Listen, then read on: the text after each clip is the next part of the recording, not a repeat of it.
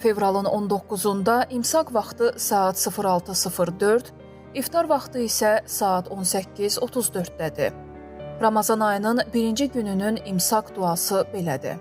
İlahi, bu ayda tutduğum orucu həqiqi oruc tutanların orucundan, gecələr oyaq qalmaqla etdiyim ibadətləri əsl gecə ibadətçilərinin ibadətindən qərar ver. Məni bu ayda qafillərin getdiyi yuxudan uzaq et. Bu ayda günahlarımdan keç, ey aləmlərin tanrısı. Məni bağışla, ey günahkarları bağışlayan.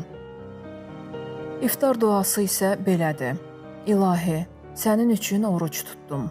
Verdiyin ruzi ilə iftarımı açıram və sənə təvəkkül edirəm. Orucumu qəbul et. Həqiqətən sən duaları eşidən və hər şeyi bilənsən. Ey geniş məğfirət sahibi, günahlarımı bağışla. Allah orucunuzu qəbul etsin.